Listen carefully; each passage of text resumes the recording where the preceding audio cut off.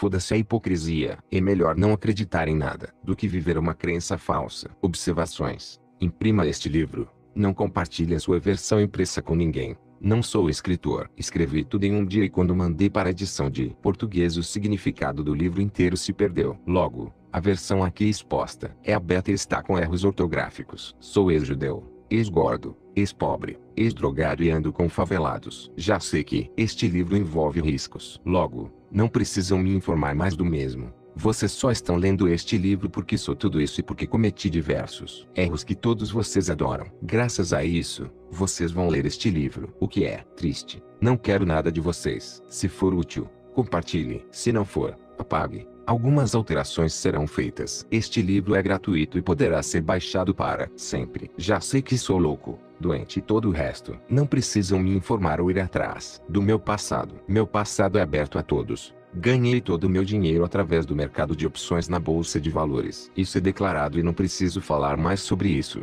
O livro começa bem direto e termina confuso. Isso foi planejado. Tenho uma mensagem a passar e não está escrita de maneira literal. Sumário. Introdução. Capítulo 1. Como mudar sua vida agora. Capítulo 2. Hora da ação. Ainda não. Capítulo 3. Começa o jogo. Capítulo 4. Saiba, você não é livre. Capítulo 5. Saiba, você não será profeta na própria terra. Capítulo 6. Saiba, não existe Deus em igrejas, cultos ou seitas. Capítulo 7. Saiba, o fruto da dúvida é a dúvida. Capítulo 8. Tudo que você fala é uma oração. Capítulo 9. Você vive o que tem medo. Capítulo 10. Saiba, se você tem medo você não é cristão. Capítulo 11. Entendendo a quem você serve.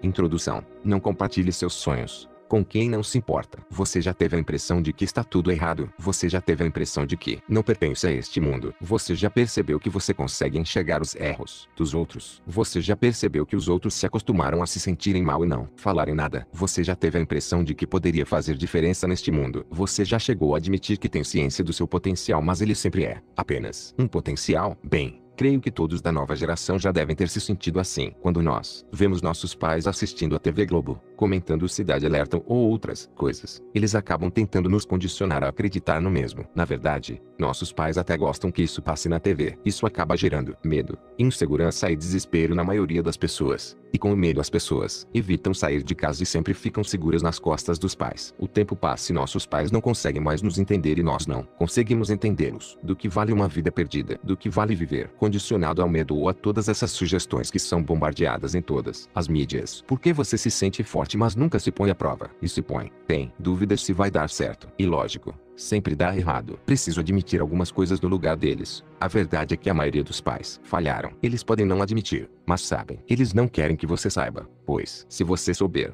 talvez você não se sinta mais seguro em casa. Se você souber, talvez você não os respeite mais. Se você souber, você tentará fazer diferente. Se você souber, será perigoso. A verdade é que eles não erraram por culpa deles também. Aprendemos na vida que eles acreditaram e seguiram os pais deles. Mesmo aqueles que se comportaram como revoltados sempre responderam às atitudes dos próprios pais para tomarem algum tipo de atitude. Alguns acreditaram que se estudassem, trabalhassem e servissem a esse sistema, teriam uma vida segura e estável. Outros acreditaram que simplesmente a revolta burra e desunida seria seu voto de protesto contra o que acontece no mundo. Não importa. Seus pais responderam ao ambiente em que viveram. Admita, a batata está assando há muito tempo. A maioria não sabe o que fazer, mas sabe que não aguenta mais desperdiçar a vida e perceber que não produziu nada até então. Semelhante às árvores, percebemos que algo borbulha dentro de nós. Semelhante às árvores, há uma necessidade de produzir algo, mesmo que seja uma mensagem de paz e desistência. Antigamente, não havia internet. A informação era mais escassa e quando não era totalmente controlada pela grande mídia. Hoje, nós sortudos, temos acesso a ferramentas que nos permitem usar toda a imaginação na hora de consumir algum conteúdo. Alguns escolhem procurar respostas, outros procuram matar o tempo com algo idiota, outros procuram se masturbar e assim por diante. Não importa. O que importa é que a internet descentralizou as fontes de informações e agora todos podem escolher onde buscá-la. Voltando aos pais, muitos deles foram motivados pelo medo de decidir todas as outras ações que tomariam na vida. Eles falharam,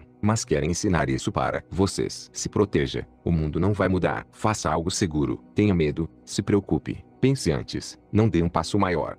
Lembre-se disso. Eu te avisei. Bem, vocês escutaram isso o tempo todo. Provavelmente não perceberam que ao absorverem esse tipo de informação, Mesmo que relute, vá inconscientemente aceitar e se lembrar disso quando algo der errado. Aos poucos, você vai se tornando uma versão diferente, mas igual deles. Aos poucos você vai entendendo que você, mesmo sabendo e forte por dentro, acaba absorvendo o ambiente, porque isso te favorece, já que caso algo aconteça, eles acreditam no mesmo que você e apoiarão a sua afirmação. O que você não sabe ou evita concordar é que eles foram ensinados assim. Eles já acreditam nisso tão piamente e já tiveram tantas provas disso na vida que tentar discutir é como conversar com uma porta. Como dizer para eles que eles estavam errados se toda a vida deles fora criada baseada nessas afirmações? Como você vai contradizê-los se a visão e toda a criação de vida deles foi baseada nessas informações? É impossível você vencer por argumentos. Eles vivem isso, eles criam isso e eles nem sabem disso. E mesmo se soubessem, teriam que admitir a burrice de viverem acreditando nisso. São poucos os pais que fariam isso, pois colocariam o filho em terreno inseguro. Um terreno que eles mesmos nunca foram capazes de explorar. Você sente que pode, você sente que deve, você sente que conseguiria. Mas o que vocês fazem nessa situação? Tenta persuadi-los. Não consegue, óbvio. Eles estão certos porque vocês vivem o mundo deles e não eles o seu traço. Se revoltam, entram no quarto, abrem o Facebook, escrevem alguma merda enquanto fuçam a vida dos outros e acreditam que todos têm uma vida diferente da sua. A sociedade brasileira é uma coisa engraçada, mas relaxa, não é só no Brasil. Não é mesmo. Mesmo se as pessoas estiverem muito zoadas, fodidas e pobres de espírito, elas dirão que estão bem. Se fosse verdade, tudo bem, mas na realidade elas somatizam uma grande quantidade de doenças, transtornos e fobias. Elas estão irracionais, mas se dizem racionais. Elas estão mal, mas se dizem bem. Todos já estão acostumados com máscaras. Todos já aceitaram a ideia de que ser falso é a melhor escolha neste planeta. Afinal, quem é que é sincero? Alguns homens, muito sinceros, foram assassinados, sumiram repentinamente, suicidaram-se ou simplesmente foram colocados em uma cruz. Mesmo assim, o nome dessas pessoas nunca some. Por que será? Não importa. Fingir estar bem evita que você sinta pena ou descubra quais sementes eles plantaram na vida e tem vergonha de admitir. Muitas vezes, as pessoas mais sofridas são as mais sinceras. Porém, elas não sofrem em espírito, sofrem em matéria. Às vezes, pessoas muito boas não se adequam ao sistema passam fome. Às vezes, você foi o presente que o universo ou Deus deu a essa pessoa para que seja feita justiça. Mas talvez você já tenha se perdido neste mundo, ou ainda está procurando seu lugar. Talvez. Vemos por toda parte pessoas dizendo, pense positivo. Aprendi e isso vem de um livro de autoajuda. Mal sabem que mesmo se plantarem milhares de sementes positivas em um solo morto e sem nutrientes, nada nascerá. Mal sabem o que é positivo ou negativo. Mal sabem de porra nenhuma, mas elas estão prontas para ensiná-los. Alguns chamam isso de esperança. Alguns mais sinceros e instruídos já observaram que o nome disso é ignorância. Infelizmente, não posso citar todas as variáveis e resultados possíveis no universo para que você seja o que disser. Mas posso dizer uma coisa. Existe uma regra. Existe uma lei. Existe uma equação básica. Mesmo que não enxerguemos todas as variáveis, assim como não enxergamos o ar ou um sinal sem fio. Existem N variáveis possíveis, mas sempre que combinadas, formam uma equação perfeita. E até agora, você foi responsivo a essa equação. A equação de responder ao ambiente e à vida dos seus antepassados. No momento, é isso que vos escrevo. Agora, quero ensinar a vocês a minha maneira de pensar. Todos querem saber e não aguento mais de agonia de soltar logo. Como eu raciocino a minha vida, a minha equação e a minha certeza de que tudo o que eu acredito pode estar mais certo do que o que você acredita. Este livro, creio eu, foi feito com base no livro mais antigo que eu já li. A importância de você acreditar nele ou não cabe a mim inferir. Quero que vocês entendam e aceitem que nada é por acaso e não é possível que você não tenha notado que após a morte dessa pessoa o mundo se dividiu entre antes dele e depois dele. Você aceitar ou não, isso não importa. Basta que você veja o calendário. Todos já aceitaram que o ano atual é 2016 após ele. Não quero discutir se a data está certa ou errada. O que importa é que é, e que isso não é por acaso. É pelo mesmo motivo que a sua vida atual é a sua vida atual. É por mérito e culpa dele. Aceitem ou não. Se estou fazendo uma grande merda expondo meu modo de pensar, peço desculpas, mas irei fazê-lo mesmo que ocasione a raiva de muitas pessoas. Capítulo I. Como mudar sua vida agora. Sempre que eu começo qualquer projeto ou mudança de vida eu me atento às pessoas que estou envolvendo. Para alguns, isso é preconceito. Para outros, isso é exigência. Para mim, isso é ciência. Antes de envolver alguma pessoa aí, ou aceitar alguma ideia ou projeto eu me questiono. Isso vem do meu coração ou vem do mundo? Porque eu quero fazer isso. Este é o melhor momento. Qual a minha motivação real em que isso dê certo? Será que eu absorvi isso por causa de tanta informação em que acabo me expondo? Facebook, Instagram, Qual a minha exigência com as pessoas que estarão envolvidas? Não importa. Na maioria das vezes eu preciso decidir tão rápido quanto eu decidia. Na bolsa de valores, algumas oportunidades não permitem que você pense muito antes de executá-las. Sempre que eu decido colocar meu coração em algo, entendo que aquilo se torna importante para mim. Para mim, as ideias e projetos que faço são mais importantes que o dinheiro que possuo ou a falsa estabilidade que existe nesse sistema mundano. Por quê? Não vou discutir com vocês, mas aprendi a aceitar a ideia de que devo decidir qual é minha missão no mundo. Eu devo decidir qual semente quero plantar. O vitimismo sempre me enojou. O vitimismo me transforma em uma pessoa impotente e tenho ciência que impotência é algo que não admito em minha vida. Logo, adquiri a consciência de que devo ser sincero em pagar o preço do que eu quero realizar. Se vou receber ou dever mais, o resultado me mostrará. E já entendi que ninguém pode me julgar. Bem, se isso é muito importante para mim, logo percebo que é semelhante a uma pérola. Afinal,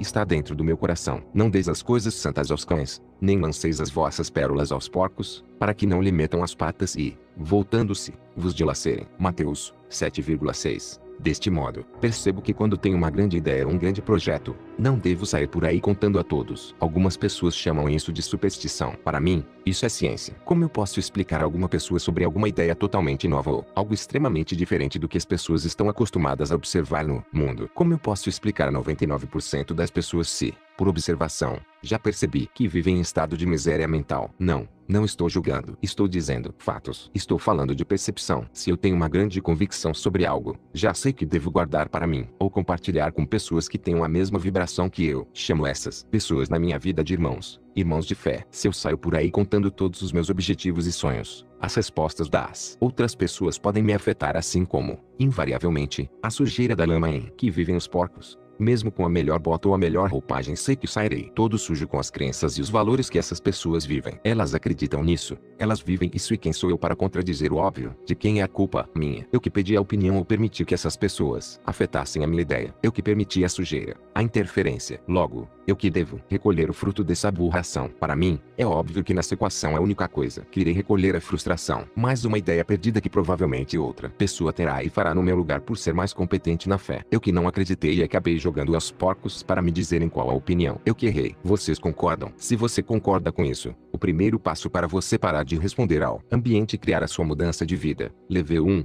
é definir exatamente o que é valioso para você. Agora, o que é importante para você, o que você quer fazer, do que você reclama e quer mudar, o que você quer ter, o que você precisa. Desliga o Facebook e pense 10 minutos na sua vida. Escreva abaixo a sua ideia. Lembre-se, só você pode se julgar neste momento. Bem, esse é o seu tesouro. Essa é a sua pérola. E você, neste momento, irá protegê-la. Capítulo 2. Hora da ação? Ainda não. Hora da meditação e oração. Tendo definido o que é importante para mim, chegou a hora de agir. O primeiro impulso de qualquer pessoa é sair por aí procurando quem pode ajudar ou como. Devo começar. Eu não começo por aí. Em verdade, já percebi que a maioria das pessoas que agem assim acabam sendo tomadas pelo desespero. Desespero, para mim, é sinal claro de falta de fé. Eu não estou falando da fé em Jesus Cristo ou em Buda. Estou falando de falta de fé na vida mesmo. Essas pessoas ainda não perceberam que o que dizem acreditar está totalmente desconexo com o que acreditam de verdade. Algumas pessoas ficam tão impressionadas com a autoajuda que começam a repetir diversas frases bonitas para motivar os outros. Em verdade, todo o conhecimento dela ainda está em nível consciente.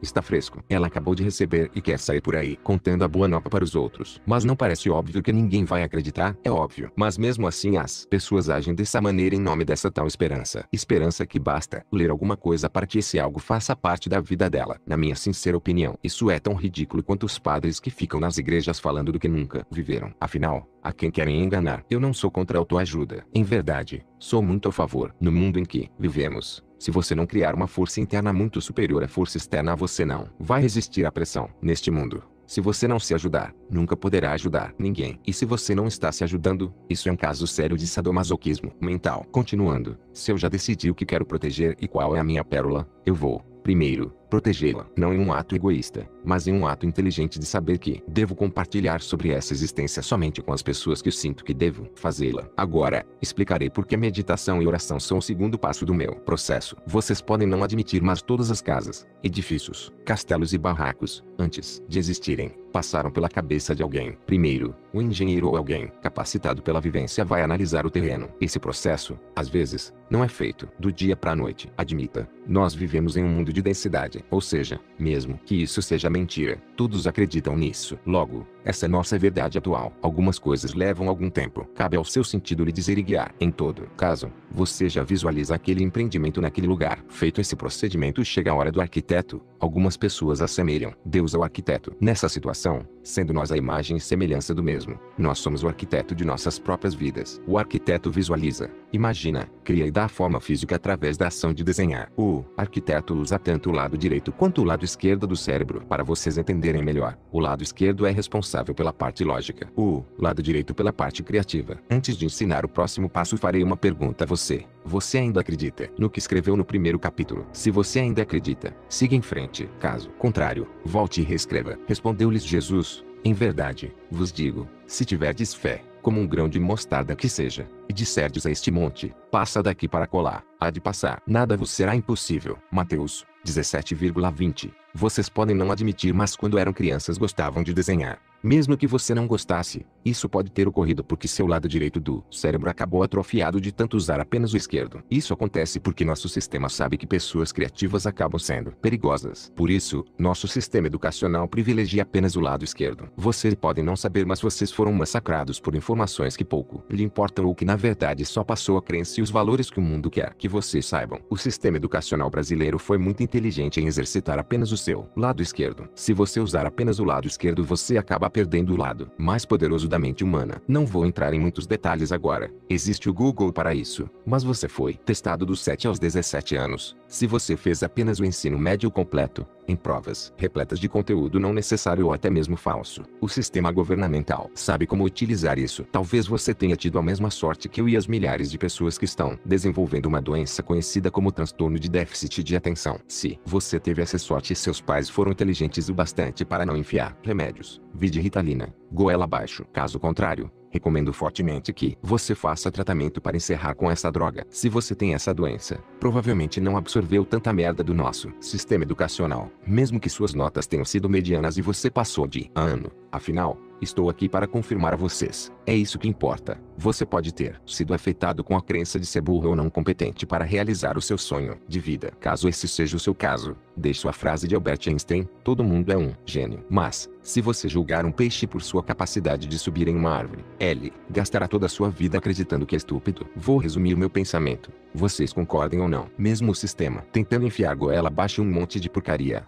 Graças a Deus eu dormia nas aulas e absorvi muito pouco da educação moderna. Tanto que para escrever este livro admito minha incompetência para escrever sem erros ou em outras línguas. Mas mesmo assim fiquei rico, né? Logo, não preciso me preocupar, pois aprendi a usar o sistema. Não me orgulho disso e por isso escrevo este livro. Meu desejo é capacitar vocês que se sentem burros e perdidos. Nos próximos capítulos falarei sobre isso, e posso pagar alguém que faça essas tarefas, sabendo que todos vocês podem ter tido o lado direito do cérebro atrofiado. O próximo exercício: desenhe tudo que você escreveu nas linhas do primeiro capítulo. Um exemplo: se você quer ser cantor, desenhe-se no palco. Se quer palestrar, desenhe-se palestrando. Se quer ser pintor, artista ou seja lá o que for, desenhe da maneira que quiser, com os símbolos que quiser, aquilo que você deseja ser. Exercite-se como uma criança que voltou a acreditar que é possível decidir quem você quer ser e produzir. Naquela hora, chegaram-se Jesus e os discípulos com esta pergunta: quem é o maior no reino dos céus? Ao que Jesus chamou uma criança, colocou-a no meio deles e disse: em verdade, vos digo, se não vos converterdes e não vos tornardes como as crianças, não entrareis no reino dos céus. Mas quem se tornar humilde como esta criança, este é o maior no reino dos céus. Mateus 18,1-4. Capítulo 3. Começa o jogo. Atração vem em mim. Checklist. Sei, sinto e posso. Decisão, sentimento e portas abertas. É hora do show. Calma, eu preciso ser sincero com vocês. Ainda não compreendi todo o processo de atração. Se tivesse compreendido, seria muito mais do que sou. Estou falando isso na opinião de vocês, claro, pois a maioria só está lendo este livro porque fiquei rico, bonito, transei com meio mundo e todos esses outros valores. Em verdade, sei que fiz tudo isso para que vocês me ouvissem, e admito que já estou pagando o preço dessa experiência. Retornando, esses são os valores que uma sociedade baseada em aprovação social e ver para crer carrega para ir atrás de informação. Em verdade, todas essas coisas as que virão nos capítulos a seguir eu já sei desde 2007 quando comecei o processo. Quem acreditaria? Eu sabia. As pessoas iam querer ver para saber, né? Espera, não estou falando do dinheiro. Preciso admitir que fiz o processo meio errado. Não vou citar isso agora, mas mesmo assim, deu certo porque cheguei no meu objetivo. estava bem protegido, no meu coração. O que quero dizer com tudo isso? Mesmo eu não sendo uma geração de valor, tenho a ensinar assim como aprendi muito com os mendigos na rua e os meninos na favela, e estou disposto no final deste livro a discutir todos os pontos aqui descritos. Não baseiem o sucesso de vocês ao sucesso relativo que tive. Baseie o sucesso desta mensagem à vida de vocês. Por isso, volto a repetir a importância de vocês protegerem o que vocês acreditam. Ninguém vai realmente acreditar se não ver. Então, não percam tempo discutindo ou transferindo o sonho de vocês para todos. Isso pode e vai afetar no processo. Se você tiver menos força para acreditar do que a pessoa em que você passou a informação, você vai falhar logo de cara. Eu errei algumas vezes no processo e direi algumas coisas para aliviá-los durante a mudança de vida. Como no início todos nós estamos com sentidos muito desalinhados, algumas vezes vamos errar e confiar nas pessoas erradas. Não se preocupe, porque isso não afetou efetivamente na equação quando você o percebeu. Talvez você precisasse errar dessa maneira para receber uma informação nova pela vivência. E graças, sempre é no momento certo. Na bolsa de valores, quando percebemos que estamos em uma operação que já não faz mais sentido, devemos encerrar a posição o mais rápido possível, porque o prejuízo só será maior. Traduzindo, no início do processo, pode ser que seus sentidos estejam errados. Não se desespere, mas, se você perceber isso, encerre a conexão e saia andando. A falha ainda está em você e vou prosseguir nos próximos capítulos. Vou falar para vocês coisas que acredito serem de extrema importância saber antes de agir. São coisas que vão melhorar os seus sentidos. Neste processo, o seu sentimento será a bússola. Você para de usar apenas o lado esquerdo do cérebro e permite-se guiar por uma força maior cuja qual seus pais, amigos e companheiros não conhecem. Essas coisas permitem que você abra a porta mais rapidamente. Essas coisas permitem que você atinja mais rapidamente e com mais eficiência o seu objetivo. Eu realmente acredito que uma pessoa pode chegar longe só com esses 3 primeiros capítulos. Mas também acredito que ela irá com muito mais rapidez, muito mais longe se assimilar e aceitar as informações a seguir. Talvez você não goste do que vai ler a seguir, mas eu preciso dizer. Capítulo 4. Saiba, você não é livre. Você se acha livre quando deseja algo. Você se acha livre porque não depende de nada. Definam nada. Dinheiro, mulher, paz. Em verdade, todos nós somos seres facilmente condicionados. Somos condicionados desde pequenos a acreditar que somos o que somos e desejamos o que achamos que desejamos. Talvez você já tenha percebido que até uma simples propaganda na TV pode influenciá-lo a desejar ser ou a querer algo. Não.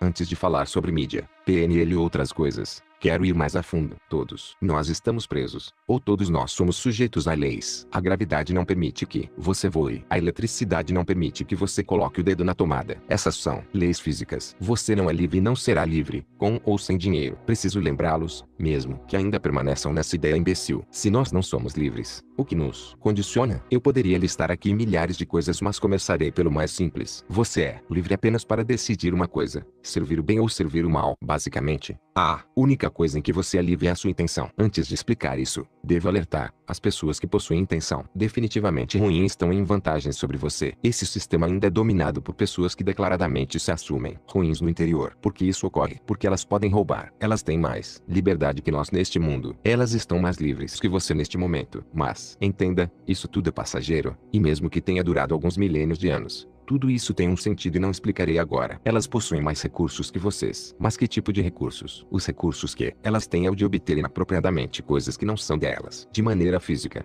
elas parecem ter coisas que não possuem. Elas parecem ser boas e recebem aplausos de toda a sociedade. Esse tipo de recurso é temporário e se baseia na ideia de que até essas pessoas estão sendo permitidas neste mundo para que elas aprendam com os próprios erros. Estou falando de pessoas ruins mesmo. Existem várias que ainda não pagaram o preço, e não cabe a nós cobrar. Por quê? Não quero falar muito desse assunto agora, mas essas pessoas também são como nós. Quem nunca traiu, quem nunca mentiu, quem nunca errou, o universo até hoje permitiu a nossa medíocre existência mesmo com todos esses erros. Todos nós recebemos e pagamos em conjunto também. Esperem, não estou falando que vocês são impotentes para mudar isso. Não, vocês são potentes e não são tão afetados quanto aqueles que declaradamente em seu interior assumiram serem ruins. Assim como as rádios funcionam em diferentes estações, vocês funcionam em diferentes vibrações. 1000 cairão ao teu lado, e 10.000 à tua direita, mas não chegará a ti. Salmos 91,7. Talvez você não tenha entendido. Falo isso apenas para que você saiba que essas pessoas podem enganá-lo. E quem pode enganá-lo? Aqueles que você permite idolatra. Só essas. Não. As pessoas que primeiramente podem colocá-lo num ciclo indefinido de prisão não visível são as que você mesmo julga. E quem são essas pessoas? As pessoas com que você mais conviveu durante a sua infância. Seus pais. Você pode não ter percebido, mas você julgou os seus pais em alguns momentos da sua vida e talvez carregue isso até hoje. Você não percebe, mas isso te condiciona a querer provar e mostrar algo para eles. Você não percebe, mas isso vai condicionar a sua carreira,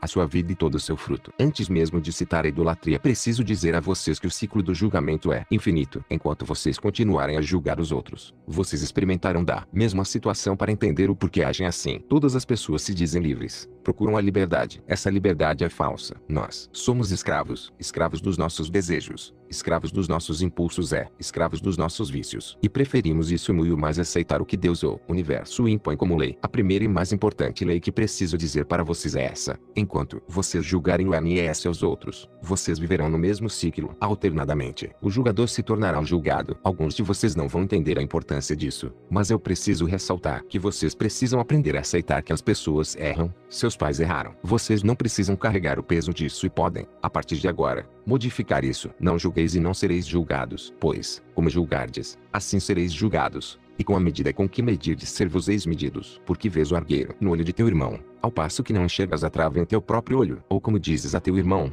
deixa-me tirar-te do olho argueiro, quando tens uma trave em teu próprio olho. Hipócrita, tira primeiro a trave do teu olho, depois verás nitidamente como tirar o argueiro do olho do teu irmão. Mateus 7,15. Entendam, talvez você não tenha sido criado por seus pais, mas as pessoas que você julgou acabam te colocando em um ciclo. É uma prisão julgar os outros e nós mesmos acabamos pagando o preço. Para isso, o próximo exercício consiste em você escrever o nome das pessoas que você mais julgou e, se possível, mandar uma mensagem, mesmo que mental, de perdão e entendimento. Após esse exercício, que deve ser feito de todo o coração, confira se o objetivo inicial, descrito nos primeiro e segundo capítulos, permanecem. Às vezes, você acreditava que queria algo, mas você realmente não queria. E o simples fato de perdoar os seus agressores pode ter mudado todo o rumo da sua vida. Caso isso não tenha mudado, prossiga ao próximo capítulo. Capítulo V. Saiba, você não será profeta na própria terra. Muitos me perguntam o que aconteceu com aqueles que foram criados ou viveram comigo na infância. A resposta é: nada. Eles em si não acreditam na mesma coisa que eu só porque consegui mudar efetivamente toda a minha vida. Meus pais observaram que talvez eu esteja certo, apesar de não estarem certos disso. Meu irmão, que trabalhou comigo durante meus anos mais gloriosos na bolsa de valores e também enriqueceu com isso, também não acredita no mesmo que eu digo acreditar. Isso vale para todos os meus colegas de escola. Entenda, todo o processo de mudança de vida é totalmente pessoal. Você pode fazer para provar aos outros, mas eles não querem saber realmente. É muito difícil para que compreendam o que você compreende agora. É engraçado que as pessoas não sabiam que Jesus Cristo não conseguiu fazer milagre nenhum em Nazaré. As pessoas sabiam quem eram seus pais, seus irmãos seus amigos. Quando ele regressou a Nazaré e não conseguiu realizar nenhuma obra grandiosa, ele disse: foi a sua pátria e pôs-se a ensinar na sinagoga deles. De onde lhe vem essa sabedoria e essas forças? Dizia a gente, cheia de pasmo. Pois não é o filho do carpinteiro? Não se chama Maria sua mãe, e seus irmãos Tiago, José, Simão Judas, e não vivem no meio de nós suas irmãs todas? De onde lhe vem, pois, tudo isto? E encontraram um obstáculo nele. Jesus, porém, lhes disse: em parte, nenhuma encontra o profeta menos estima do que em sua pátria e em sua própria casa. E não realizou ali muitas obras poderosas, porque eles não tinham fé. Mateus 13,54-58. Ou seja, saiba que você definindo o que quer na vida e definindo o que decidiu acreditar, ninguém vai querer saber ou apoiar só porque você está falando. O que fazer diante disso? Preciso ser sincero com vocês. Quando você vive na casa dos seus pais, você acaba vivendo dentro do padrão vibratório da casa deles. Quando você vive na dependência dos seus pais, você acaba tendo que se sujeitar a todas as crenças e regras impostas por eles. É muito difícil que vocês realizem obras grandiosas na casa dos seus pais. É preciso entender que o primeiro passo talvez não seja sair de lá sem rumo algum. Alguns de vocês não têm fé suficiente para fazer isso, mas talvez, dentro de alguns de vocês, existe fé suficiente para modificar o ambiente, seja para a casa da avó, de um tio ou de algum conhecido. Isso irá ajudá-lo a ver o mundo sob outro prisma. É o início de um processo de mudança. Entenda que talvez isso afete o que você escreveu nos primeiro e segundo capítulos. Caso isso aconteça, reescreva. Pessoal, entendam, vocês não devem odiar seus pais, mas podem odiar o que eles acreditam. E até devem. O que eles acreditam os levaram para onde estão hoje. Seu papel sempre será esse: honrar pai e mãe. Entenda dessa maneira. Você não poderá honrar pai e mãe se ficar no quarto, acessando o Facebook e escrevendo merda o dia todo. Você não poderá honrar pai e mãe se não conseguir provar para eles que você está certo. Mas, talvez, se você admitir sua força interna e corajosamente decidir mostrar a eles através da sua obra, ótimo. Isso é um objetivo pessoal. É bem aceitável. Não negarei a vocês Nesse sentido, creio que estou efetivamente modificando as crenças dos meus pais. Por mais que eles não aceitem tudo que eu acredite, as minhas obras já mostram para eles que talvez Deus ou o universo exista. Digo isso porque fui criado em um lar ateu, de origem judia, com muitas drogas e problemas envolvidos. Admito que eles não acreditem tanto quanto eu admito que talvez eles não acreditem o quanto eu desejaria que acreditassem. Mas eu os honrei muito mais fora do que dentro da casa deles. Devo admitir que no início foi difícil explicar a minha decisão, mas creio que hoje eles entendem e me glorificam por isso. Mal sabem, deviam glorificar a outro que foi quem me ensinou tudo isso. Mas vamos prosseguir sem religião. Vou explicar o porquê. O próximo exercício é facultativo apenas às pessoas que querem mudar de ambiente. Escreva onde você imagina que pode morar e desenhe no quadro abaixo. Capítulo V. Saiba, não existe Deus, e igrejas, cultos ou seitas. Deus está morto.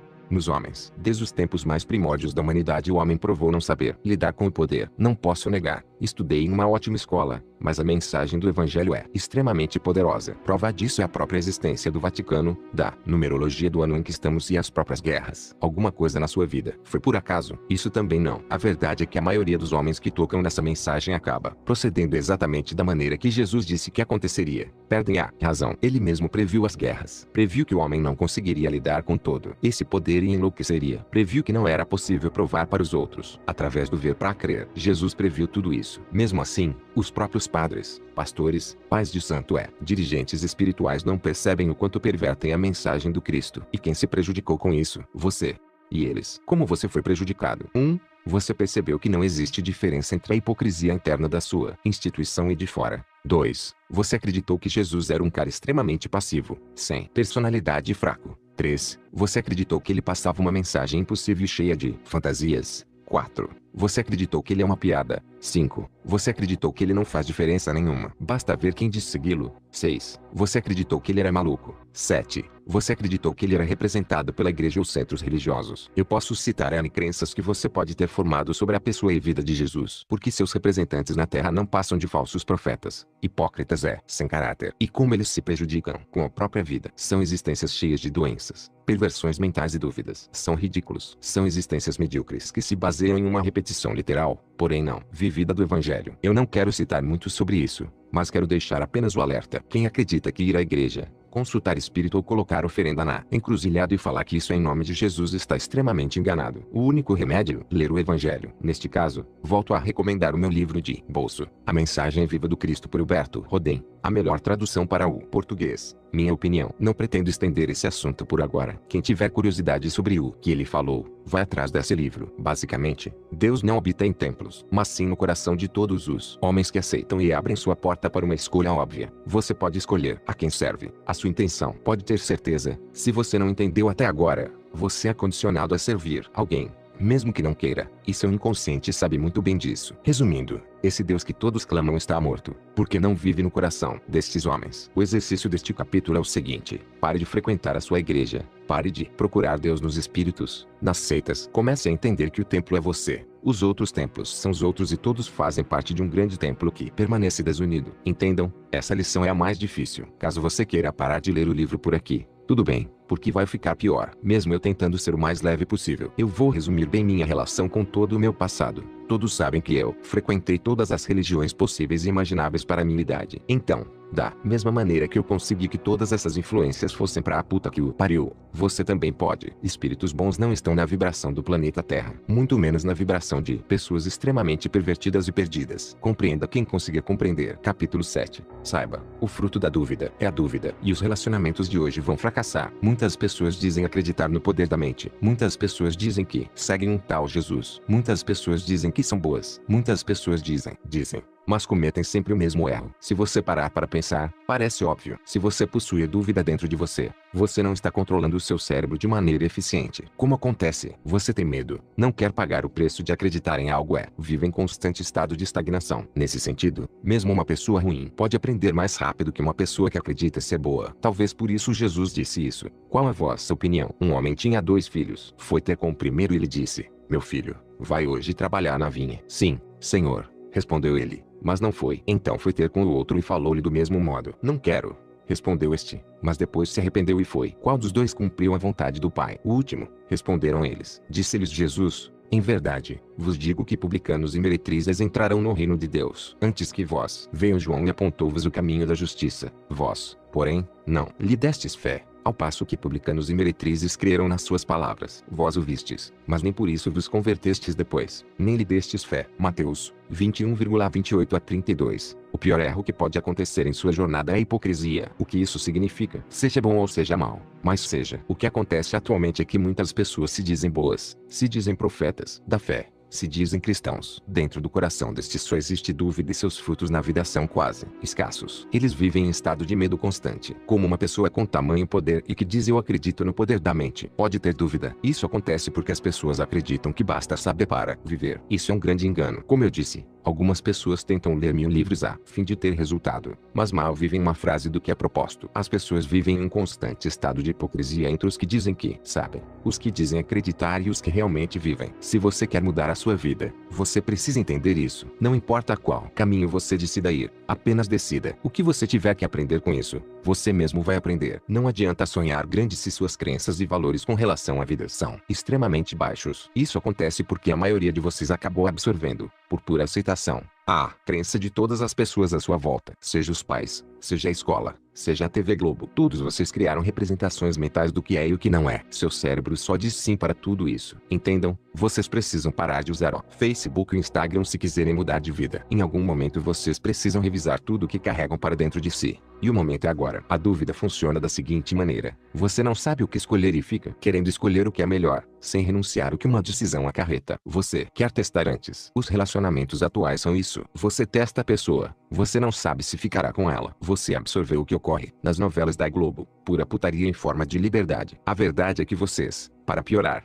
em maioria, foram traumatizados durante a infância pelo comportamento dos pais. Então funciona mais ou menos assim. Você decide testar se a pessoa funciona em nenhuma das duas partes existe decisão. Vocês esgotam todo tipo de tentativa, porque a dúvida gera mais dúvida e, logo, ambos criam a dúvida de um no outro. Talvez vocês não tenham entendido. Vocês projetam os seus medos através da dúvida sobre o outro. E quando não dá certo, os dois acabam se culpando pelo erro. Mal sabem que quem causou o erro no homem foi a mulher. E quem causou o erro na mulher foi o homem. É difícil compreender esse ciclo. Vou tentar exemplificar mais um pouco. Na época dos nossos pais, ou avós, eles não tiveram, na maioria dos casos, oportunidade de escolha sobre com quem ficariam. Mas eles aceitavam o que a família mandava. O que acontece então? Você acabava se casando na maioria das vezes com uma pessoa que não queria. Nesse caso, olhar para o lado sempre foi um pecado comum. Desde os tempos passados, quando uma pessoa casa com outra e não aceita ou tem dúvidas com relação a isso, ambas caem. Por não haver união declaradamente mental e espiritual, o elo dos dois acaba destruindo toda a relação. Isso ocorre desde os tempos mais antigos e nós somos a geração da revolta. Nossos pais ficam nos aconselhando a testar a pessoa antes de casar. Mas na verdade, isso pouco importa. O simples fato de haver dúvida entre os dois já matará qualquer tipo de possibilidade de união feliz. Nesse sentido, Jesus foi bem claro em como se separar também não muda nada. As pessoas se separam mas vivem o mesmo ciclo com as outras pessoas, sempre pautado na dúvida se a pessoa não vai cometer aquilo que elas mesmas carregam de medo. E o que acontece? O seu medo acaba, como em uma corrente única, fazendo que você aja de maneira inconsciente para que a pessoa cometa exatamente aquilo que você temia. Creio que não conseguirei explicar isso em um livro, mas deixo esse recado e essas duas parábolas com relação ao relacionamento entre homem e mulher. Então se aproximaram dele uns fariseus a fim de o porem à prova, perguntando: é permitido ao homem repudiar sua mulher por qualquer motivo? Respondeu-lhes Jesus: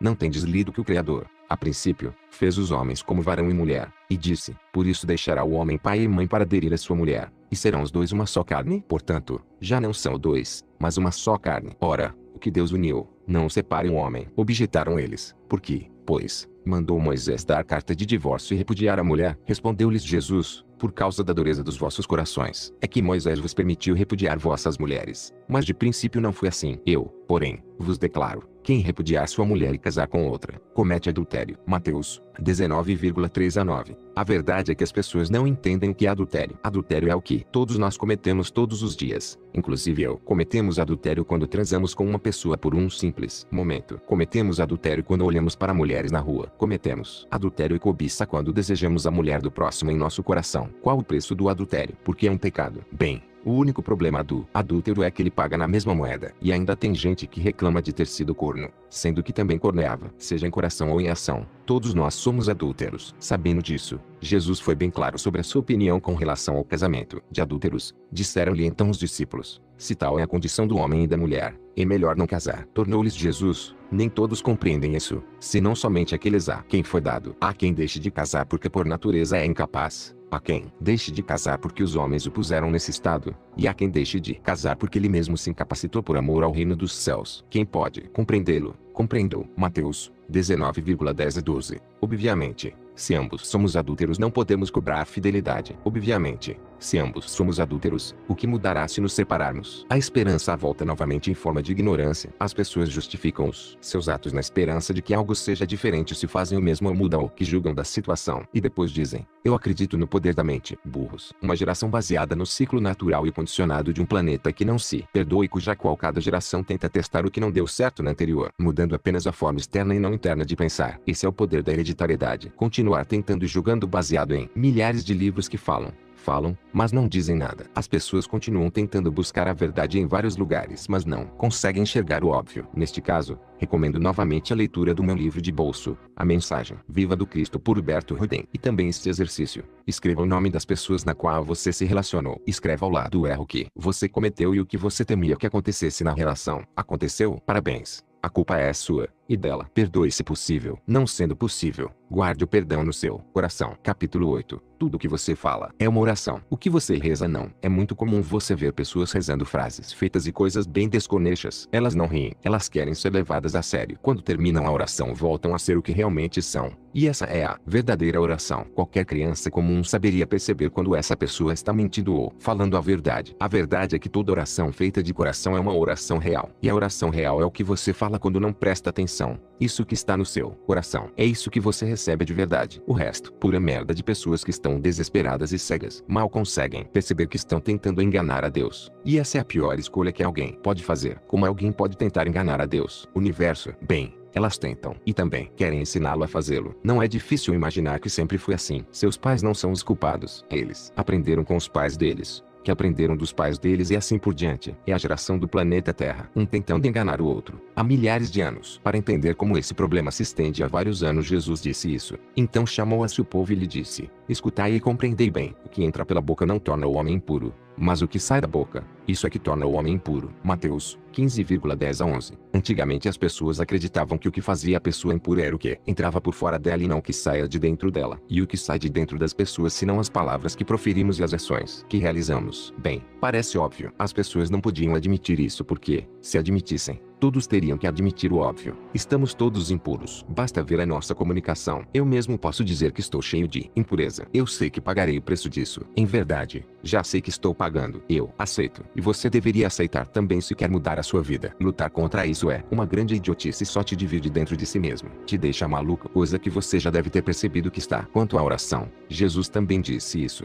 E quando orardes, não procedais como os hipócritas, que gostam de se exibir nas sinagogas e nas esquinas das ruas, orando a fim de serem vistos pela gente. Em verdade, vos digo que já receberam a sua recompensa. Tu, porém, quando orares, entra no teu aposento, feche a porta e ora ao teu pai às ocultas, e teu pai, que vê o que é oculto, te há de recompensar. Nem faleis muito quando orais, como fazem os que cuidam ser atendidos por causa do muito palavreado. Não os imiteis, porque vosso pai sabe o que é vez mister, antes mesmo de lhe pedirdes. Assim é que é vez de orar: Pai nosso que estás nos céus, santificado seja o teu nome, venha o teu reino, seja feita a tua vontade, assim na terra como no céu. O pão nosso de cada dia nos dá hoje. Perdoa-nos as nossas dívidas, assim como nós perdoamos aos nossos devedores. E não nos deixeis cair em tentação, mas livra-nos do mal, porque teu é o reino, e o poder, e a glória, para sempre. Amém. Porque, se perdoardes aos homens as faltas deles, também vosso Pai Celeste vos perdoará as vossas faltas. Se, porém, não perdoardes aos homens, tampouco vosso Pai vos perdoará as vossas faltas. Mateus 6,14 a 15.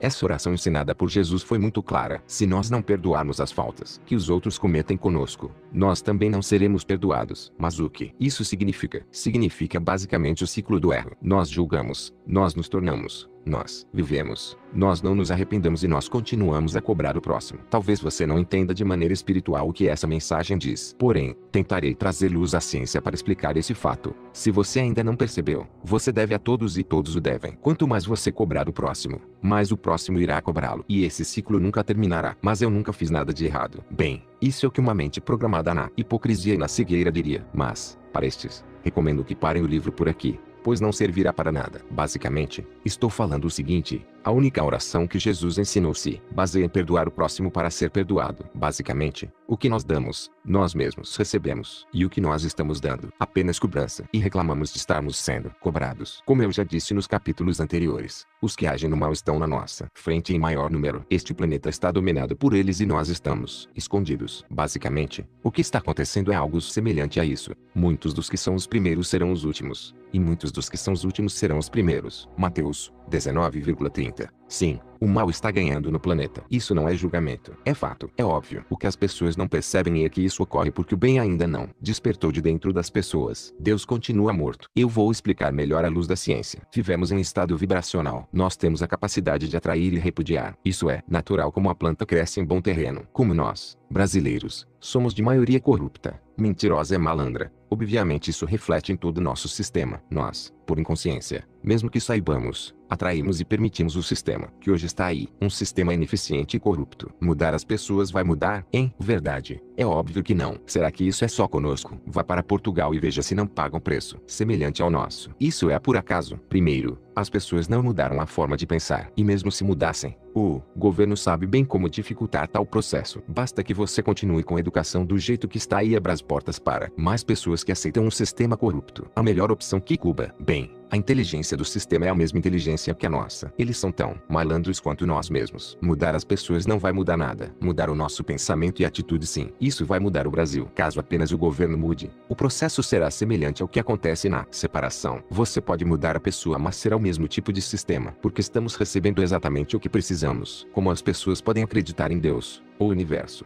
e não aceitarem a ideia de que tudo o que acontece é justo e bom para nós mesmos. Esse governo é a melhor coisa que poderia acontecer na nossa vida. Graças a esses imbecis é que podemos ver o quanto somos imbecis. Estamos tentando enganar a Deus. São tão malandros quanto a maioria neste país. E o que somos nós se não frutos desse sistema desunido e hipócrita chamado Brasil? Falando nisso, o Brasil é o país mais hipócrita do mundo. Eu acho incrível como 90% da população se diz cristã, mas a verdade é que a grande maioria nem sabe o que foi dito por Jesus ou cometem todos os erros que por ele foi revelado. Oxalá meu Pai. É o que dizem em bom nome. Resumidamente, para encerrar o capítulo, este país não mudará apenas pela nossa oração. Nosso país mudará quando a nossa oração for sincera e alinhada com a nossa ação. Quando o povo se unir para mudar. Enquanto isso não ocorrer, paguemos o preço. Portanto, para mudar a sua vida, esqueça um pouco o sistema e concentre-se primeiro em arrumar o que está de errado dentro de você, para que o que está fora se arrume naturalmente. O próximo exercício é o seguinte: pare de fazer orações falsas e mentirosas. Mude sua forma de falar e revise a sua forma de pensar durante uma semana. Evite notícias e TV por 2 semanas. Capítulo 9. Você vive o que tem medo, e o que você tem medo não devia assustá-lo. Vejo por todos os lados pessoas perguntando qual a fórmula mágica para ser rico. Para ser sincero, a fórmula completa eu desconheço, mas eu conheço uma fórmula que, com certeza, te empobrece. O medo de ser pobre. Eu acho engraçado como as pessoas temem a pobreza. Engraçado que essas mesmas pessoas se dizem cristãs. A fórmula mais básica para ser pobre é ter medo disso. E por quê? O medo consegue congelar seu cérebro e fazer com que você perca o controle. Em verdade, o medo consegue rebaixar o seu estado de espírito e com isso você não consegue raciocinar direito. O medo de ser pobre pode ter diversas causas. Pode ser porque seus pais viviam repetindo isso. Pode ser porque você realmente acredita em por acaso ou pode ser porque você está tão apegado a seus vícios que tem medo de não conseguir mantê-los. O mais engraçado é que as pessoas não percebem. Sempre que são tomadas pelo medo, elas perdem exatamente aquilo que temem perder. E a velocidade com que perdem é totalmente proporcional à quantidade de medo que existe dentro dela. Atração.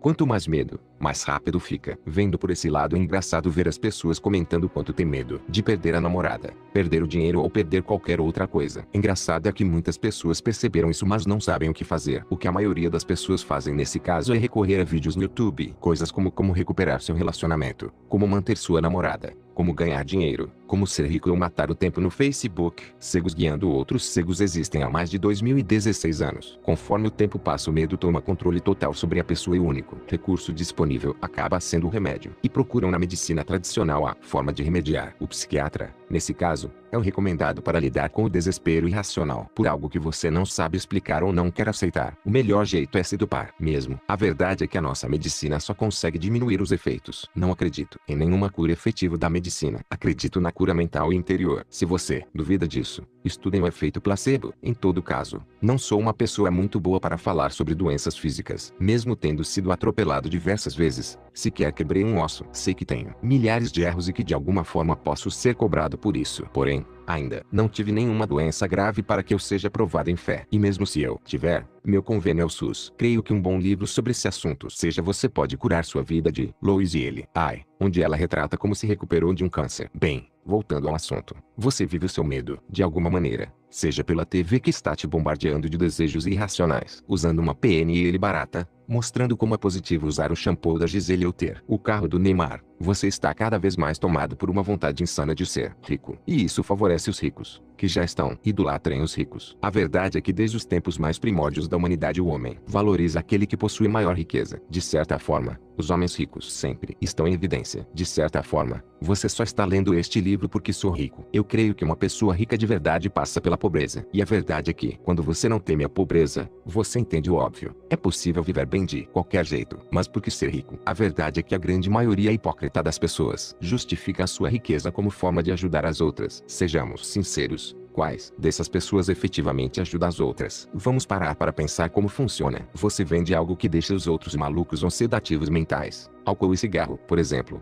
Ou talvez um hambúrguer cheio de toxinas. Você sabe que a maioria do mundo é porco. Então, logo, vai vender pra caralho. E mesmo se não forem porcos, estamos todos doentes nesse sistema. Aí você tem capital recém-liquidado de um banco e resolve investir no negócio. Obviamente, você recebe todo o fruto. Dinheiro traço. Exatamente o que você está procurando ao investir nisso. Porém, você deve ter cuidado. Porcos são burros, mas podem pensar um dia. Então, conforme o seu departamento de marketing diz, você deve mostrar para o povo que é uma boa pessoa. A ideia é a seguinte: criar um dia feliz ou fundação estudar. Quando você faz isso, você fala para os outros que é por uma boa causa, e todos o aplaudem. A nova geração borbulha para se apresentar na frente destes senhores do bem e da justiça social. Na verdade, o que está por trás de tudo isso é uma enorme máquina que engana os treinam para servi-los. O pensamento é o seguinte: sabemos que nós vendemos lixo para todos pela forma economicamente mais viável, seguindo a lei do dinheiro traço. Fazemos um dia em que recolhemos 0,27% do nosso faturamento anual bruto para doar para algum lugar. Relaxa, abate do imposto. Mas você não pode esquecer que para fazer isso,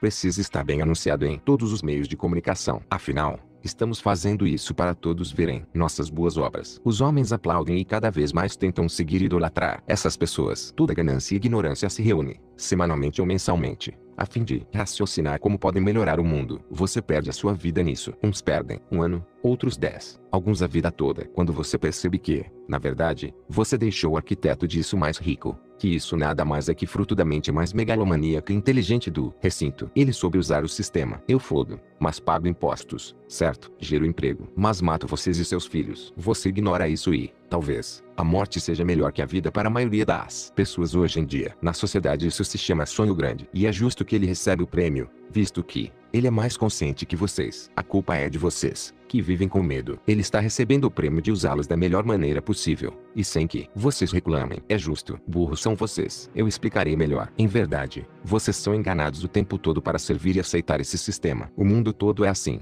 não é? E se você não aceitar, pode passar fome. Não é? Vocês já criaram uma vida dependente disso. Vai correr o risco de sair. Risos. Quem tem coragem. E como vocês estão perdidos, porque sequer tiveram tempo para ler o evangelho, mas tiveram muito tempo em vida para ficar no Facebook, acabam procurando as diversas fórmulas vendidas por marketing digital de como enriquecer rapidamente, enganando os outros da maneira mais imbecil possível. A verdade é que todo homem inteligente sabe que para ganhar dinheiro é muito fácil hoje em dia. O mundo está em crise e, na verdade, toda crise é uma oportunidade. E a oportunidade de hoje é vender fantasias pela internet. Você já percebeu como os EUA sempre ganham com as crises mundiais e com as guerras? Deixo isso para outra hora. A nova geração está conseguindo ser mais burra que todas as outras que já passaram no planeta Terra. E talvez a crise que virá será a maior possível. Mas entendam, estou falando isso apenas para que vocês saibam. Quem seguir a mensagem do Evangelho, tenho certeza, não será atingido. Afinal, Essa não é a minha promessa, é a de Jesus. Em todo caso, preciso continuar este capítulo com mais umas informações. Sabe quem sempre sofreu todas as grandes crises há mais de 2016 anos? A classe média. A explicação é simples. O pobre já está fodido mesmo e vive sempre em um sistema independente. Provavelmente, os mais pobres nunca pagaram água e nem luz, e não aceitam isso inteligentemente, porque sabem que é abusivo. Isso é direito humano. Deus nunca esqueceu os pobres no Brasil. Vou ser mais polêmico. No Brasil é permitido vender álcool e cigarro, mas é proibido vender maconha. Não falarei muito sobre isso pois não quero receber processos em vão. Todos sabem que a maconha e as outras drogas estão nas mãos do tráfico.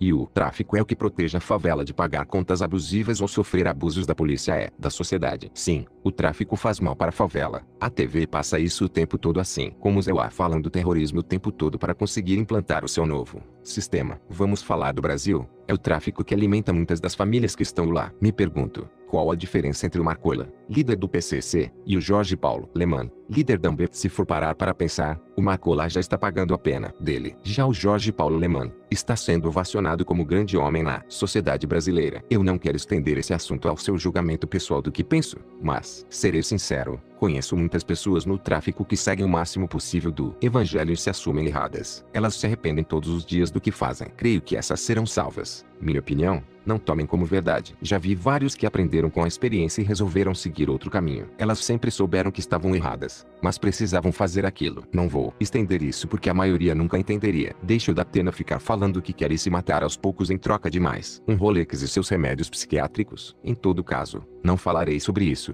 Mas para trabalhar na Ambev o que você tem que saber é o que é ensinado nas faculdades como ciência, como conhecimento. Para trabalhar em uma empresa, pouco importa o que você acredita. Na verdade, parece óbvio que a única coisa que importa é a sua ambição e a sua capacidade de lidar e aceitar isso. A verdade é que essas pessoas se dizem corretas, se dizem melhores, se orgulham do que são. Uau! Se elas souberem mentir ou modelar, melhor ainda, porque isso é essencial para vender algo que ninguém precisa. Precisamos criar a necessidade. Bem, a verdade é que não vejo muita diferença em quem feriu o mandamento não matarás e quem feriu não cobiçarás a mulher do próximo. Pela lei, os dois estão ferrados. A diferença está em você aprender com o erro. Algumas pessoas sabem que estão erradas e mudam. Outras passarão a vida toda achando que estão certas. Voltando à parábola do evangelho, pessoas que cometeram grandes erros acabaram se arrependendo, serão salvas. Pessoas que não percebem seus erros, ainda aprendem a viver com eles. Essas parecem que não têm muita salvação. Elas continuarão gritando o nome de Deus na igreja do pastor mais malandro que aparecer. A verdade é simples. Você é bombardeado de informações sobre os pobres e como eles são ruins. Aos ricos sobram os aplausos e talvez você seja um desses. Você quer saber o que o rico sabe, o que o pobre sabe? Bem, veja o que aconteceu com Jesus. Você vê todo dia no Datena as pessoas que sofrem por causa do tráfico. Mas você não vê todo dia na TV as pessoas que sofrem pelo sistema. Por quê? Porque o sistema é correto. Voltando ao assunto principal. O pobre sempre esteve fodido então pouco sofre com o sistema. E o rico? Bem, o rico já se aproveitou do sistema para esconder dinheiro em todos os lugares preparados para isso. Como todos sabem, eles já possuem dinheiro para umas 15 gerações e mesmo se perdessem tudo, não parece que existe diferença na vida de uma pessoa que tenha 100 milhões de dólares ou 10 bilhões. Os ricos estão privilegiados porque eles criaram o sistema desde o princípio. Desculpe, preciso dizer a verdade. Se você tem dúvidas sobre isso, procure descobrir como o Banco Central Americano surgiu. Então, se os ricos não sofrem pelo dinheiro, os pobres não sofrem porque já aceitaram. Quem sofre? Você que foi morno a vida toda. Como está escrito, conheço as tuas obras. Não és nem frio nem quente. Oxalá fosses frio ou quente. Mas, como és morno, nem frio nem quente, vou vomitar-te. Apocalipse 3,15 a 16. Assim na terra como no céu, não é mesmo? A classe média é a classe que, tecnicamente, está correta. Ela serve aos ricos e caga sobre os pobres. Ela tem medo de ser pobre e trabalha para o rico, querendo se tornar um deles. São movidas pelo medo. O medo é claro. Não querem se tornar a empregada que limpa a própria casa, ou o pintor que humilhou, ou o pedreiro que comeu longe da mesa. A classe média é a classe menos criativa de todas as classes. O pobre é criativo e unido na pobreza. O rico é criativo e unido na riqueza. A classe média é onde as guerras acontecem. É a classe mais desunida de todas. Como não sabem de nada, mas dizem saber de tudo. A classe média é famosa pela tão gostosa corrida de ratos. É interessante que, no Brasil, a classe média está em ascensão. É fácil fazer com que as pessoas fiquem nessa classe. O governo sabe muito bem que não consegue controlar o pobre, e que o impacto de mexer com os ricos são elevados para o sistema que parasitam nos órgãos públicos. Então cria-se um sistema artificial baseado na seguinte operação: dê algum tipo de assistencialismo para o pobre ter medo de perder, elevando-o para a classe média. Dessa maneira, Ele sempre vai ter medo de qualquer mudança no poder. Como as pessoas não se tocaram que são criadoras da própria realidade, o sistema se aproveita. E se as pessoas se tocarem, cria-se mais medo através da dependência, ou trazem pessoas traumatizadas pelo medo para o nosso sistema. Lembram-se de Cuba? Lá, tem vários que podem ser utilizados para aumentar a energia no país. Funciona mais ou menos assim. Eu lhe dou R$ 80 por filho. O quilogramas do arroz antes disso custava R$ 3. Agora custa 6. Eu não quero que você use seu poder criativo ou pense. Quero que você se torne dependente de mim. Lembre-se para sempre. Fui eu que criei este sistema. Não me tirem do poder, pois vocês não sabem o dia de amanhã. Então aquele que era pobre se torna classe média. Ele não percebeu, mas assinou sua sentença de morte espiritual. Agora, ele viverá em constante medo do sistema mudar e se acostumará a não produzir nada com a mente. Afinal, ontem eu era pobre. Agora o sistema está a me dar uma gota no deserto. Alegram-se nova classe média. Eles não entendem a troca burra que está acontecendo. Mas o rico não sente isso. O rico, ao perceber esse tipo de movimento no país, corre para a imobiliária, vende todos os seus imóveis, os aluga e vai viver em outro país. Afinal, é muito inteligente viver na Suíça, mas mais inteligente ainda é levar o capital do Brasil para lá. Quem se fode? A classe média. Eles vão ter um reajuste salarial baseado na taxa de juros do país, 15%, por exemplo, mas agora a inflação gerada é de 100%. Como as pessoas cada vez mais sofrem de problemas mentais, mesmo com a internet, as pessoas esquecem facilmente o preço das coisas. Você se lembra quanto era o quilogramas do patinho, carne, em 2014? Com certeza não. Para que ninguém perceba, mude o sistema de cálculo da inflação. A classe média sabe, mas o que ela vai fazer? A resposta é simples. Nada. Como a classe média é desunida, ela vive em constante neurose. Se eu faltar no meu emprego e fizer greve, outra pessoa vai tomar o meu lugar, vai fazer o meu trabalho e roubar o meu emprego. Se eu não fizer greve,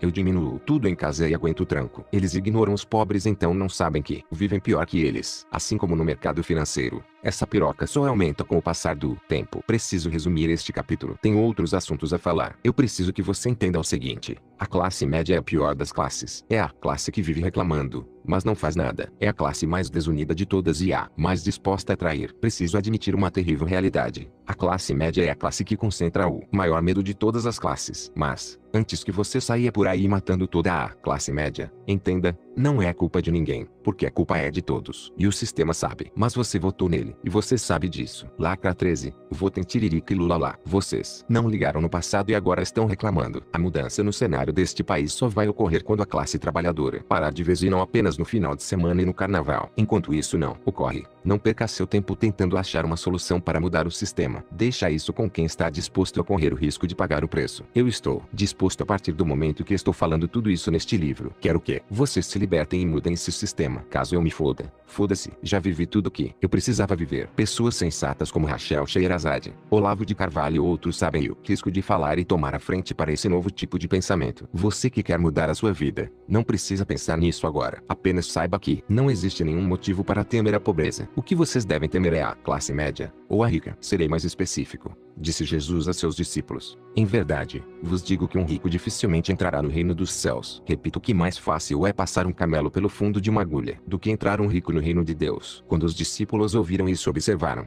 aterrados. Quem pode então salvar-se? Jesus encarou-os e disse: para os homens isso é impossível, mas a Deus tudo é possível. Marcos 19,23-27. Basicamente, Jesus mesmo disse: os ricos estão mais fodidos que os pobres. Os ricos talvez achem que estão certos até o final da vida. Os pobres, bem, os pobres sempre foram tratados como o erro do sistema. A classe média será a classe mais sofrida, porque é a mais apegada ao dinheiro. O que a classe média não sabe é que quanto mais eles temerem e se apegarem ao dinheiro, mais eles vão se foder. E eles vão passar a vida toda atrás disso em troca do possível INSS. O dólar R$ 4 favorece o rico dolarizado. Para o pobre, não muda quase nada. Mas para a classe média, para terminar este capítulo e parar de confundi-los, passo a nova lição. Se vocês querem sair do ciclo, temam a riqueza. Tenham medo da riqueza e do poder que a riqueza pode trazer para vocês. Como todos sabem, o medo é a força mais poderosa no homem. Quando o homem teme a pobreza, ele empobrece mais. Para passar de nível, você terá que entender que o risco de ser rico é muito alto. Você pode perder sua alma,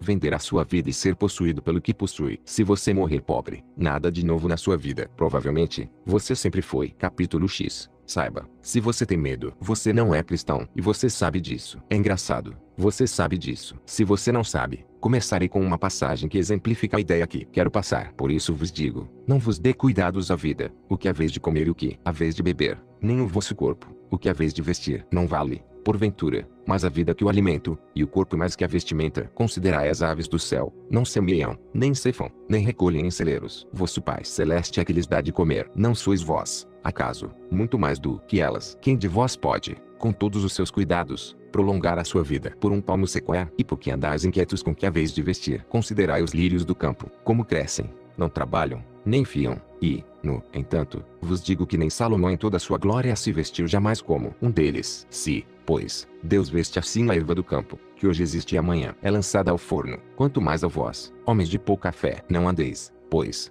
inquietos, nem digais, que havemos de comer, que havemos de beber, com que nos havemos de vestir. Os mundanos é que se preocupam com todas essas coisas. Vosso Pai Celeste sabe que de tudo isso haveis mister. Buscai, pois, em primeiro lugar o reino de Deus e sua justiça, e todas essas coisas vos serão dadas de acréscimo. Não andeis, portanto, solícitos pelo dia de amanhã, o dia de amanhã cuidará de si mesmo, basta cada dia a sua lida. Mateus 6,25-34. A maior prova que você nunca foi cristão é que você sempre se preocupou com o dia de amanhã. Vamos lá, parece difícil vivenciar essa lição. Vocês querem ser ricos. Por quê? Provavelmente já perceberam que o caminho natural da classe média e da pobreza é querer alcançar a riqueza. Riqueza para vocês representa a liberdade. Quanto engano que o homem é livre por causa do dinheiro. Vocês acreditam que são livres em escolher o que escolhem, mas não são. Vocês já estão condicionados escravizados pelo sistema. Era óbvio que vocês queriam o que querem. O sistema sabe disso. Você nem percebe. A verdade é que o dinheiro mais aprisiona o homem ao sistema do que liberta. O homem mais livre de todos não é o mais rico. Foi o mais pobre. A maior prova que vocês nunca foram cristãos, e nunca terão 0,1% do poder de Cristo,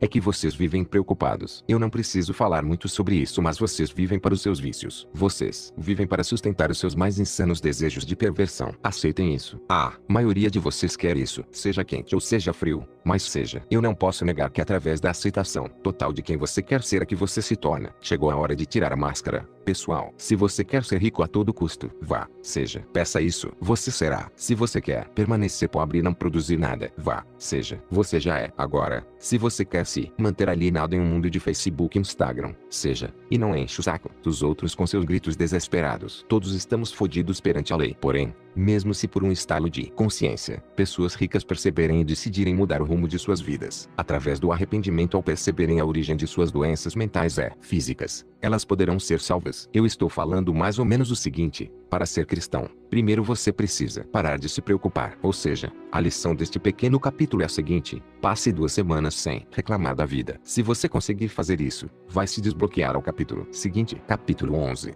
Entendendo a quem você serve. Começarei este capítulo recapitulando algumas informações. Você agora não tem medo de estar pobre. Você não se preocupa mais porque já aceitou o fato que ser pobre é melhor que ser rico. Logo, agora o que você teme é a riqueza. Mesmo assim, você quer isso, não é mesmo? Agora, vocês estão afinados para verificar se o que vocês escreveram nos primeiro e segundo capítulos faz sentido. Se não fizer, apague e reescreva. Agora você está consistentemente desbloqueado. Você quer passar por essa experiência. Lembre-se, eu não posso julgá-los. Caso você tenha percebido que não há mal algum na pobreza, mas é muito mal na riqueza deste mundo, então o próximo passo é extremamente poderoso. Se você entendeu que a sua mente tem poder criativo e que você desbloqueado pode se conectar a uma força que dará a você tudo o que pedir, basta apenas tempo para que isso ocorra. Explicarei melhor. Quando você pede, você automaticamente recebe a resposta dessa oração. Se a sua mente está desbloqueada, você vai receber ou captar a mensagem. Essa mensagem virá através dos seus próximos impulsos. É importante que você não os bloqueie ou os julgue. Lembre-se, tudo que vocês sabem está possivelmente errado, e se você chegou até aqui eu já consegui confundi-lo. Agora, você vai agir conforme seus impulsos, e a única coisa que você sabe é qual caminho decidiu seguir. Todas as pessoas que chegaram a algum lugar até agora acreditavam que esse lugar estava certo. Vocês foram enganados o tempo todo. Logo, seus sentidos foram todos confundidos. Vocês estavam pagando pelo erro dos seus próprios antepassados, mas à luz do conhecimento, vocês perdoaram todos que passaram em seu caminho. Agora, você tendo definido exatamente qual o seu desejo, a única coisa que você deve permanecer é fiel ao que escolheu. Lembre-se, esse processo é extremamente poderoso. Vocês podem escolher qualquer coisa pela qual tiverem fé. Pela lei, Deus dará tudo que vocês pedirem. É isso mesmo,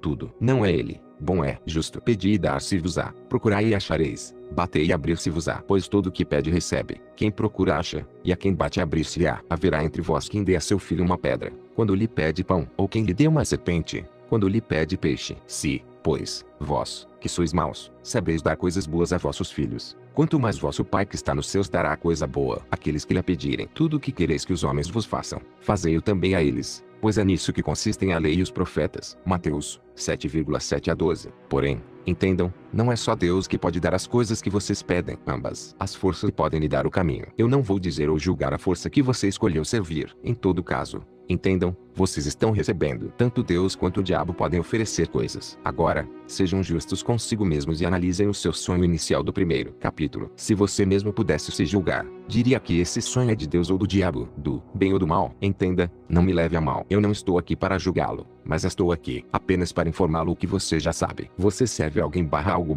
sentimento. Você não é livre. Aceitem e sirvam o Senhor que lhes convém. Sejam sinceros. Não há mal nenhum na sinceridade. Lembram-se, qual a vossa opinião? Um homem tinha 2 filhos. Foi ter com o primeiro e lhe disse: meu filho, vai hoje trabalhar na vinha. Sim, senhor, respondeu ele, mas não foi. Então foi ter com o outro e falou-lhe do mesmo modo. Não quero, respondeu este, mas depois se arrependeu e foi. Qual dos 2 cumpriu a vontade do pai? O último, responderam eles. Disse-lhes Jesus: em verdade, vos digo que publicanos e meretrizes entrarão no reino de Deus antes que vós. Veio João e apontou-vos o caminho da justiça. Vós, porém, não lhe destes fé, ao passo que publicanos e meretrizes creram nas suas palavras. Vós o vistes, mas nem por isso vos convertestes depois, nem lhe destes fé. Mateus 21,28 a 32. Agora, a lição deste capítulo é basicamente a seguinte: vocês não irão mais reclamar do que acontece. Vocês agora descobriram a quem servem. Se você admitir que você o serve, logo, ele te fará presente e obrigatoriamente terá que lhe dar tudo o que você pedir. Eu aceito que quero servir a este Senhor, nome do seu Senhor. Agora vocês não precisam mais se preocupar. A velocidade do processo é proporcional à quantidade de fé e submissão a este. Seja lá qual você escolheu. Agora, você é sincero. É um passo importante. Agora vocês não precisam mais reclamar da vida. Agora vocês não precisam mais se preocupar. Agora vocês entenderam que podem servir e receber do seu Senhor. Entendam, não acumuleis para vós tesouros na terra, onde a traça e a ferrugem os destroem, onde os ladrões penetram e os roubam. Pois onde está o teu tesouro, aí também está o teu coração. O olho é a luz do teu corpo. Se o teu olho for simples, estará em luz todo o teu corpo.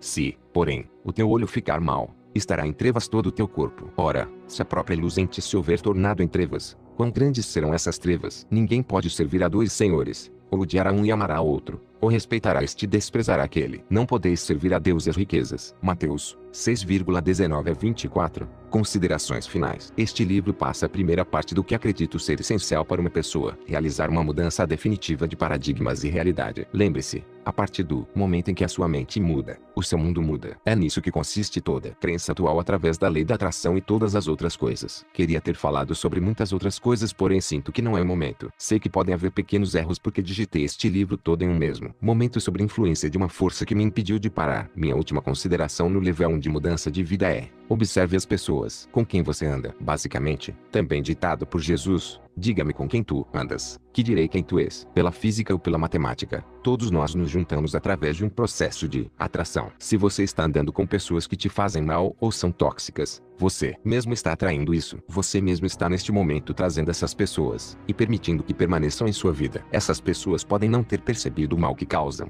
porém, não cabe a você pagar o preço caso queira mudar o seu jeito de ser. Dizer um adeus temporário não quer significar um adeus eterno. É semelhante ao processo de sair da casa dos pais e mesmo assim, honrá-los. Não existe amizade entre a luz e as trevas. Não existe companhia entre o bem e o mal. Não existe como a água e o óleo se misturarem mesmo se colocados juntos. Não existe parceria entre os que são de bem e os que são de mal. Quem escolheu um senhor não pode ser amigo de quem escolheu outro senhor. Minhas considerações reais. Deus, obrigado por tudo, mas me sinto livre para sair do ciclo. A primeira parte da mensagem eu já passei. Quem não quiser ouvir que não ouça. Peço perdão para todos, mas eu precisava escrever este primeiro módulo. Agora, desejo que vocês parem de reclamar e comecem a compreender os eventos que ocorrem na própria vida. Usem sua mente criativa e seu espírito. Eu já falei, estamos no ano 2016, depois de Cristo. Se vocês querem aprender o que eu sei, busquem na mesma fonte que eu busquei. Não quero um real de vocês neste momento. Prefiro que compartilhem com seus amigos. Sinto-me livre para dizer: agora gastarei tudo o que juntei porque não preciso provar para mais ninguém. Continuarei a ser julgado e expulso de todos os lugares que for. Obrigado, Seara Bendita, Templo do Caboclo Tupinambá e Sultão das Matas, igrejas evangélicas, igrejas católicas, templos de maçonaria e todos os outros lugares em que passei e fui mal recebido. Antes que me cobrem, o próximo módulo sairá quando eu achar que deve. Quem quiser me corrigir, que corrija. Quem quiser rir,